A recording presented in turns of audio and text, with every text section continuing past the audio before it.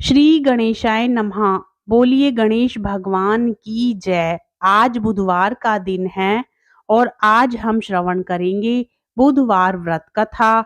मित्रों, बुधवार का दिन भगवान गणेश को समर्पित होता है। आज के दिन कुछ लोग व्रत भी रखते हैं, परंतु यदि आप बुधवार का व्रत ना भी रख पाएं और व्रत कथा श्रवण कर लें तो उससे भी आपको पुण्य फल की प्राप्ति बुधवार व्रत के बराबर हो जाती है। तो आइए आज हम बुधवार व्रत कथा, पूजा विधि, आरती और महत्व के बारे में जानेंगे। कथा को शुरू से अंत तक पूर्ण रूप से श्रवण करें, बीच में अधूरा ना छोड़ें। हिंदू धर्म में बुधवार का दिन भगवान गणेश को समर्पित किया गया है। ऐसी मान्यता है, जो व्यक्ति इस दिन सच्चे मन से विघ्नहर्ता गणेश जी की उपासना और उपवास करता है, उसके जीवन के सभी कष्ट दूर हो जाते हैं। इस व्रत के प्रभाव से व्यक्ति के जीवन में सुख शांति आती है। इस व्रत को 7 वार के जोड़े में करना फलदायी माना जाता है। इतना ही नहीं, बुधवार का व्रत करने से बुध ग्रह भी मजबूत होता है। आइए जानते हैं बुधवार व्रत की कथा के बारे में, पूजा विधि, मंत्र, महत्व और बुधवार व्रत से जुड़ी अन्य महत्वपूर्ण जानकारियों के बारे में। पौराणिक मान्यताओं के अनुसार बुधवार व्रत की शुरुआत किसी भी महीने के शुक्ल पक्ष के बुधवार से आप कर सकते हैं। हालांकि इस व्रत को शुरू करने के लिए सबसे शुभ समय वैशाख नक्षत्र युक्त बुधवार माना गया है। इस व्रत का पालन 7 या 21 बुधवार तक विधिवत रूप से करना चाहिए। आखिरी व्रत वाले दिन नियमानुसार उद्यापन करना चाहिए। ध्यान रहे कि पितृपक्ष में इस व्रत की शुरुआत नहीं करनी चाहिए। अब व्रत कथा श्रवण करते हैं। बोलिए श्री गणेश भगवान की जय।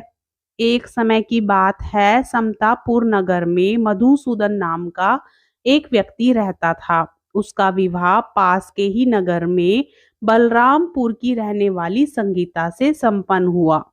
वह दिखने में सुंदर और सुशील थी। एक दिन मधुसूदन अपनी पत्नी को लाने के लिए ससुराल पहुंचा। वह उसी दिन अपनी पत्नी को विदा करने की जिद पर अड़ा रहा, लेकिन उस दिन बुधवार था। पत्नी के घर वालों के समझाने के बाद भी वह नहीं माना और बुधवार के दिन यात्रा करना अशुभ होता है, ऐसा ससुराल वालों ने उसे समझाया, पर फिर भी वह नहीं माना। संगीता के घर वालों को उसे बुधवार के दिन ही विदा करना पड़ा। इस तरह वे दोनों बैलगाड़ी में बैठकर जाने लगे। कुछ दूरी तय करने के बाद रास्ते में बैलगाड़ी का एक पहिया टूट गया। फिर दोनों गाड़ी से उतरकर पैदल ही यात्रा करने लगे। इसी बीच संगीता को प्यास लगी। तभी मधुसूदन पानी लेने के लिए गया।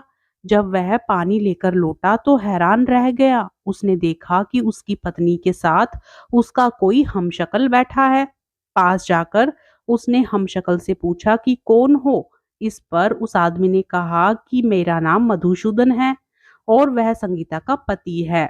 इस पर मधुसूदन भड़क गया और बोला कि ये झूठ है।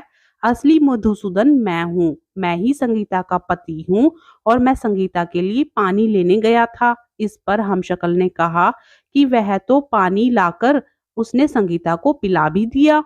अब इनमें संगीता के असली पति होने को लेकर झगड़ा होने लगा। तभी उसी नगर के राजा का एक सिपाही वहां पहुंचा। उन्होंने संगीता से पूछा कि उसका असली पति कौन है, तो वह खुद ही दुविधा में पड़ गई। इस पर संगीता ने कोई जवाब नहीं दिया।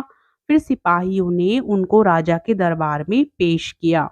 पूरी कहानी सुनने के बाद दोनों को राजा ने जेल में डालने का आदेश दिया। घबराया हुआ मधुसूदन इसके बाद बुद्धदेव को याद करके उनसे मन ही मन क्षमा मांगने लगा। इसके बाद आकाशवाणी हुई कि हे मधुसूदन, तुमने संगीता के घर वालों की बात नहीं मानी और बुधवार के दिन यात्रा की थी। तुम्हारे इस अड़ियल बर्ताव से भगवान बुद्धदेव काफी नाराज हैं। उन्होंने ही ऐसी दुविधा पैदा की है। तब मधुसूदन ने नम्र आवाज में कहा कि हे महाराज, उससे बड़ी गलती हो गई। वह आज के बाद से कभी भी बुधवार को यात्रा नहीं करेगा और हमेशा बुधवार के दिन व्रत भी रखेगा। क्षमा मांगने पर भगवान बुद्धदेव का क्रोध शांत हो गया। भगवान ने फिर मधुसूदन को क्षमा कर दिया। राजा के दरबार में मौजूद उसका हमशक्ल भी गायब हो गया। बुद्धदेव की कृपा से राजा ने फिर मधुसूदन और संगीता को विदा कर दिया। राजमहल से जैसे ही वे आगे बढ़े तो रास्ते में जिस बैलगाड़ी का पहिया टूट गया था वह भी उन्हें सही सलामत मिल गई। दोनों एक साथ खुशी खुशी अपने नगर को लौट आए। इसके बाद से वे हर बुधवार का व्रत रखने लगे। उनका जीवन सरल और सुखमय हो गया। उनके कामकाज में भी उन्नति हुई। बोलिए बुद्धदेव भगवान की जय। श्री कृष्ण भगवान की जय। गणेश भगवान की जय। अब बुधवार की पूजा विधि के बारे में जान लेते हैं। यदि आप बुधवार का व्रत रखते हैं तो आपको किस विधि से पूजा पाठ करनी चाहिए। बुधवार के दिन सुबह जल्दी उठकर सबसे पहले अपने घर की सफाई कर लें। इसके बाद स्नान करके हरे रंग के कपड़े पहने। इसके बाद भगवान गणेश की पूजा करें।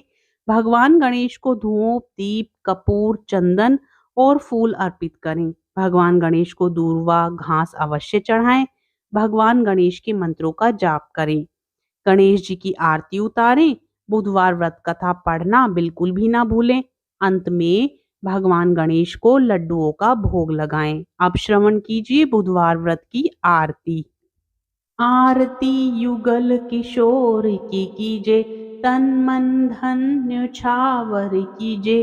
गौर श्याम मुख निरखन लीजे, हरि का रूप नयन भर पीजे। रवि शशि कोटि बदन की शोभा, ताहि निरखी मेरो मन लोभा। ओढ़े नील पित पट सारी, कुंज बिहारी गिरिवर धारी। फूलन सेज फूल की माला, रत्न सिंहासन बैठे नंद लाला। कंचन थार कपूर की बाती, हरि आए निर्मल भई छाती। श्री पुरुषोत्तम गिरिवर धारी, आरती करे सकल नर नारी। नंदन नंदन ब्रजभान किशोरी, परमानंद स्वामी अविचल जोरी। बुधवार व्रत के नियमों के अनुसार व्रत वाले दिन व्यक्ति को प्रातःकाल में उठना चाहिए। बुधवार व्रत कथा सुनने के दौरान बीच में आसन नहीं छोड़ना चाहिए। इस व्रत में पूरा दिन फलाहार करना चाहिए। शाम के वक्त पूजा के बाद एक वक्त का भोजन ना करें। बुधवार व्रत में मूंग की दाल का हलवा, दही या फिर हरी वस्तु से बने भोजन का ही सेवन करना चाहिए। इस दिन हरे रंग के वस्त्र, फूल और सब्जियों को जरूरतमंदों को दान करना चाहिए। ऐसी मान्यता है कि बुधवार के दिन इस मंत्र का जाप करने से व्यक्ति की सारी मनोकामनाएं पूरी हो जाती हैं। इस मंत्र का जाप कम से कम 108 बार जरूर करें। ओम एक दंताय विहाय वक्रतुंडाय धीमहि तन्नो बुद्धि प्रचोदयात्। ओम एक दंताय विहाय वक्रतुंडाय धीमहि तन्नो बुद्धि प्रचोदयात्। ओम एक दंताय विहाय वक्रतुंडाय धीमहि तन्नो बुद्धि प्रचोदयात्।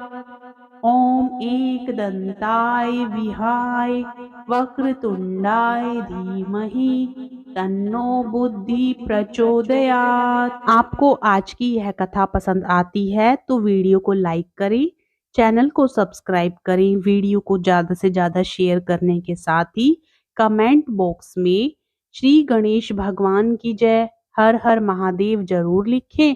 और इस प्रकार की कथाएं श्रवण करने के लिए चैनल को सब्सक्राइब करना